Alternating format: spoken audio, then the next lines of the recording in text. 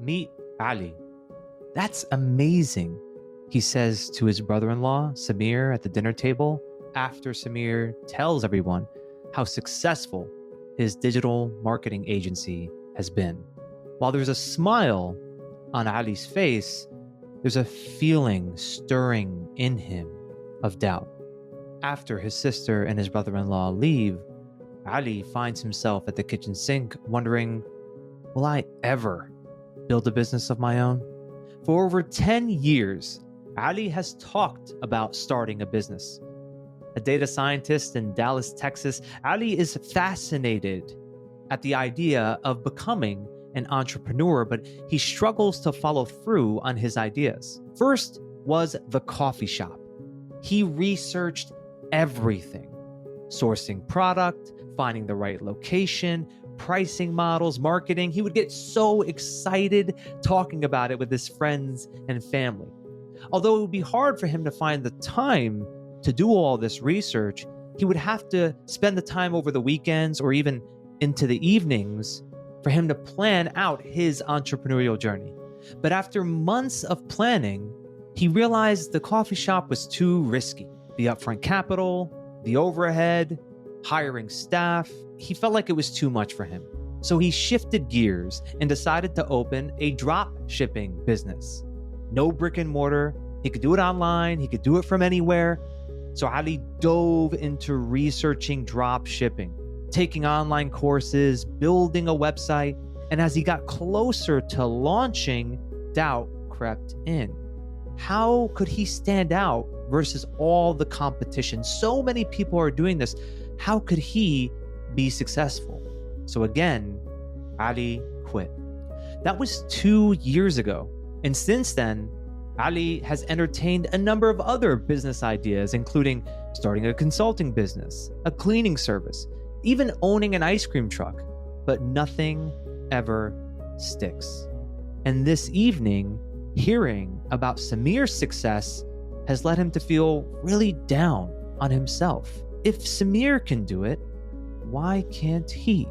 In today's episode, I'm going to dive into what's holding Ali back from pursuing his goal of starting his own business and how to work through the mindset challenges that he's facing. Plus, we'll get into some tactical approaches on how to start a successful business that is applicable to any business plan. My name is Jay Abbasi, and welcome to Unstuck. Real people, real stories, real solutions. While the details are changed to protect anonymity, what you just heard is based on a true story of challenges that come up in the real world. And we discuss how to navigate these environments with practical tips to help you get unstuck and build a more fulfilling, impactful, and balanced life and career. I pronounce his name Ali, by the way, because I'm Middle Eastern. So if you're seeing Ali and you're like, why is Jay pronouncing it like that? It's because in Arabic, the name is Ali. And I don't speak Arabic fluently, by the way. But when I see an Arabic name, I'm going to pronounce it the way I know it is pronounced. So please bear with me. When I am saying Ali, and if you do not speak Arabic, I'm referring to Ali. But I say Ali and it feels weird to me. I digress. So I hear Ali's story frequently from people who tell me that they've always wanted to build something on their own. And the real thing that's holding Ali back is fear. And I'm sure that doesn't surprise you that it's fear. What I think is happening is that he's getting caught in fear, but he's not really acknowledging it. Because he does all the work, right? He does the research, all the planning, and then when it's time for him to really do something substantial, he comes up with all the excuses. There's a quote by Jim Carrey. Yeah, that Jim Carrey, the actor, comedian, who has phenomenal content on YouTube. I encourage you to listen to it, to watch it. He has amazing insights. The quote is, so often we disguise fear as practicality. So we have a practical excuse, something that seems logical that stops us from doing it. And we believe the practical excuse. And that's what Ali is doing here. He believes his own excuse. He believes that, oh, the overhead, the upfront capital, that's going to be too much. Or he believes that all the competition, it's going to be too hard for him in the drop shipping idea. So it stops him. What he's doing, and what I know a lot of people do, is they're not being honest with themselves. If you're going to continue to use excuses, you're lying to yourself and you're not even noticing that you're lying to yourself. that's that's the sad part. And I feel like while yeah, there are tactical things Ali could do here, if he continues to get hit this wall of fear, it doesn't matter what tactical thing I give him. He's going to continue to always make an excuse as to why he can't do something. So it's fear, it's limiting belief. So I do think the first thing Ali needs to do is to address that directly and be honest with himself, because he's not being honest. He needs to be able to say, hey, look, there's something I'm afraid of here. There's something here that is really holding me back, and it's not all these excuses, it's something else that's deeper within me. And the acknowledgement of this is the first step, because once you can acknowledge it, once you're aware of it, then you can work through it. But if you're going to continue to ignore it and make up all these practical excuses, then you're going to be in the same cycle over and over again. So the fear, what is he afraid of?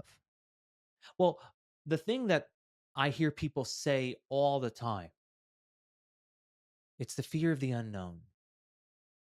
Fear of the unknown, fear of the uncertainty of starting a business. And by the way, as you're listening to this, if you're like, well, I don't really want to start a business, but maybe you have some other venture that you want to do, such as maybe you want to make a transition to a new industry, or you want to try something new, this applies. Okay. It doesn't have to only be starting a business, but I'll keep using that example for the story's sake. Fear of the unknown. Let me ask you, what is known? If you're going to tell me, well, my job is a known thing, if you're working a 9 to 5, it's a known thing. Is it really? Are you saying that you have absolute certainty that come tomorrow your company wouldn't eliminate your position or let you go? Is that a known?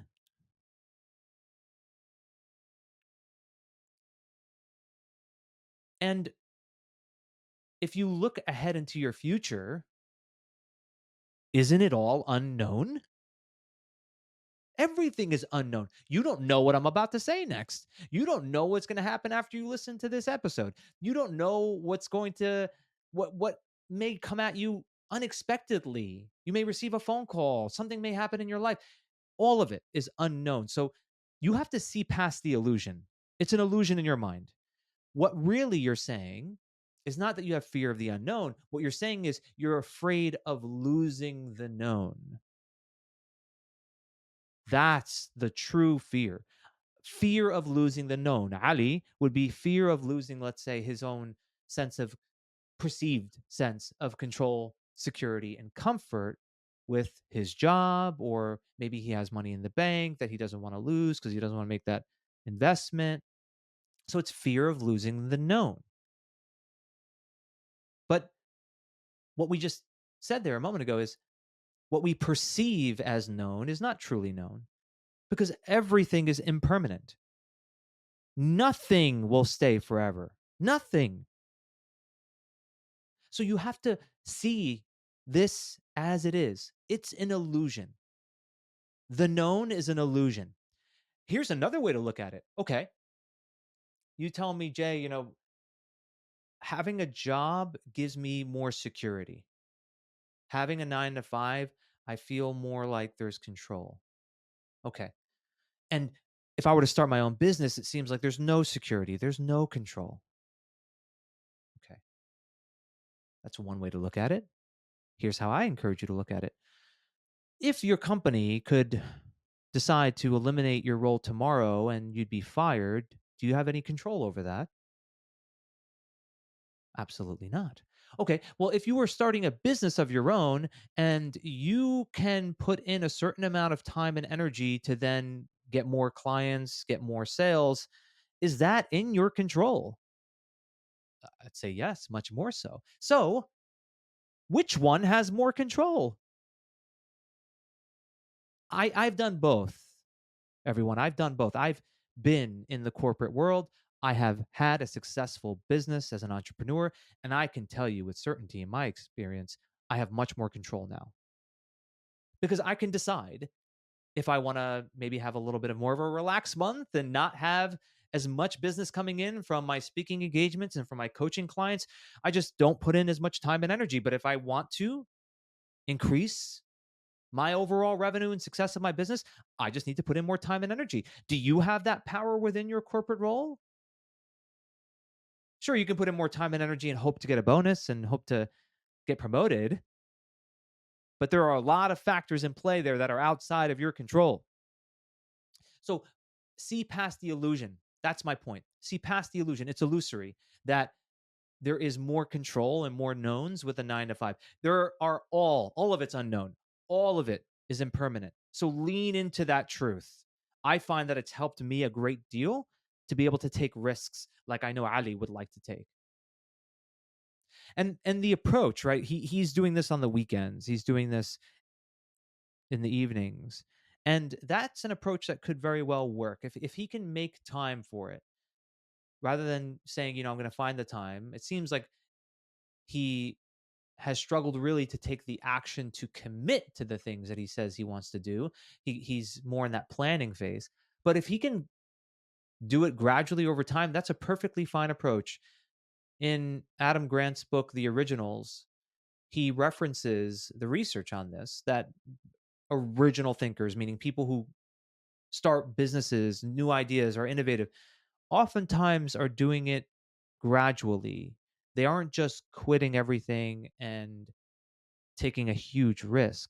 So if you're thinking about, well, maybe I want to start a business of my own, you don't necessarily have to jump ship of your 9 to 5. You can gradually build it. He tells the story of John Legend, where John Legend worked as a consultant for many years, even when he was building his music career. It wasn't until he reached the Billboard charts that he actually quit his job. So that may be the right approach for you. And then for others, the right approach is to just go all in. And if you're in a situation financially where you could do that, that may be the best approach. There's no right or wrong here. You need to know what works for you. You need to know, according to your personality, your character, what's going to be the right fit. For me, it was more of the second option. I went all in. I did take that risk, but that's more my personality. It's just the way if I go for something, I go all the way until the end. Nothing's going to stop me. That's me though. Other people don't have that approach. It's like I want to build it gradually. That's fine. Go for it. But my point is, don't see it as one's right and one's wrong. It's more of choosing one and really committing to it. Now, some of the things that I would encourage Ali to consider, because he's all over the place, right? It's like a consulting service, it's a cleaning service, it's this and that. Take inventory here, Ali, of what are your strengths and your passions. What are you great at doing? And what do you enjoy doing? Your business needs to allow for you to activate that as much as possible. It won't be 100% of the time, of course not. Especially as business owner, you're going to have to do things you don't really love doing. But can you stay in your zone of genius? So for example, if the coffee shop ends up being the way he goes, that would mean he needs to be really smart at understanding product. He would have to be able to work through the logistics of how to get the shipments of his product to the coffee shop. He would need to also work with his staff and be able to provide feedback and all those kind of things. Is that something he's great at? Is that something he loves to do? With drop shipping, it's completely different. It's like, okay, I got to be more capable of marketing my products, building out web pages and social media postings, and it's a completely different strength and passion. So what he needs to do is really take inventory of what his are, and then decide on creating a business accordingly. And with creating the business, any business for that matter, what you really need to know is what is a problem that's out there that I can solve. That's the simplest way of putting it. There are problems out there. People have problems. Companies have problems. They're looking for someone to help them solve it. I can solve it. Even something as simple as a coffee shop. The problem is I need coffee and there isn't one around. And then I see, and there is one, right? You solve my problem of needing caffeine, right? It's as simple as that. Drop shipping, obviously, there are many products that are out there. You make them available and convenient for me to get. You've solved my problem. So whenever we think through any business idea, we have to be able to understand what is the problem that's out there. And then from the perspective of the customer or the client, what are their pain points? What do they say are the issues that they have, and what are the desires that they have? What are the things that they want? So I sometimes frame it this way. What are the things that they want but don't have? What are the things that they have that they don't want? If you can meet one or both of those, they will be willing to pay you for it. So, for example, when he brought up consulting services, well, consulting services, so often people get into consulting and they're like, well, I want to consult on this. And it's like, well, is this something that people say is a problem for them? You need to know how they put it in their words. That's how you really create a business, is be able to say, well, when I talk to people, they tell me that this is their issue. If I speak to, let's say it's consulting, a CEO who says, I really struggle with X, then I want to market my services as fulfilling that need. And then the last thing is the action items that he's taking. Ali is caught in that researching, planning. Oh, so many people fall into this pattern. I see it all the time. And I think the best thing he can do is use an approach similar to what James Clear recommends in Atomic Habits, where you categorize your activities by what are motion items and what are action items. Motion items would be anything that you do in or that doesn't immediately produce a result. It's an activity that will produce a later result, a delayed result. So researching is an example of motion. I you do need to research at times. It's not like it's all bad, right? But if all you're doing is motion, you're never going to produce a result. You're never going to be successful. Action items are the activities that produce an immediate result. When I do them, I produce the result of, let's say, revenue coming in, conversion. Something happens through that activity. Motion items are typically the more comfortable and relaxed items. It's the things that people say they can do. It's oftentimes the excuses that they're making of, I need to spend time doing this. And the action items are the things that they're avoiding. It's always the things that people don't want to do. When you do them consistently, that's how you get success. That's how you build success. If you think about a salesperson, the salesperson who's researching and spending all their time making social media posts and taking courses, while all those things are nice, they're not going to be nearly as successful as the person who just gets on the phone and starts calling people, or gets on their social media platform and starts messaging people or emailing people, whatever is their form. That action item is what produces the result. So what you want to do, and what I would tell Ali to do, is, okay, for your business idea, when you decide on the one you want to go with, know what the action items are and commit to those. It doesn't mean you swipe away all the motion, but have a healthy balance initially, with the intention of having more action items build over time. Because when you start something early, you're going to have a little bit more motion initially, but you need to then build towards having more action items on your calendar, more activities that immediately produce income, revenue, conversion. So, summarizing all of this conversation about Ali, I will put them into some major takeaways, specifically around the insights, and then some things he can do that are actionable.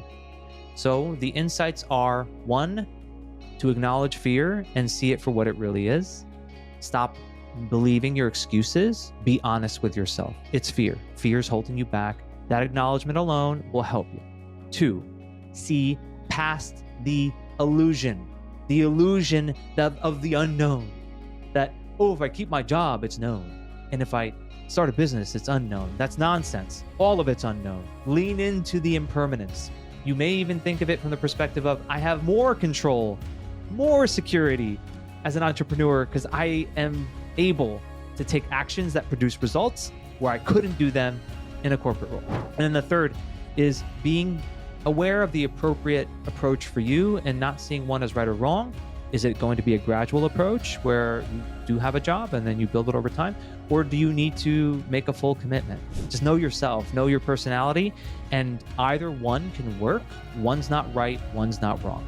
The takeaways, actionable items, I should say. The first one is to really take inventory, and I would tell this to Ali or to anybody, what your strengths are and what your passions are. Know what you're great at, know what you love to do, and choose a business that will allow for you to be in that zone of genius as much as possible. Then the second one there, in terms of takeaways, actionable takeaways, is to then be able to recognize the problems that are out there in the market and how you can meet the needs of the individuals or the companies by understanding the pain points from their perspective. What are they going through? What are their issues? And if you can understand that, if you can really understand your customer, then it becomes easy to reverse engineer that and know how to market your products and services. And then lastly is to go through the process of knowing what your emotion items are and your action items are. Be able to create a calendar for yourself where you are committing to the action items. Oftentimes they're the most uncomfortable ones. They're the ones that you avoid. What you can do is make it so you start your day with the action items. Do the hard things first. Commit to those action items. Do the things that other people don't do, and I promise you, you will find success in your business. Join us in our next episode where you will meet Madison, a general manager at a luxury hotel in Chicago who unintentionally snaps at her own children due to the pressures of her job.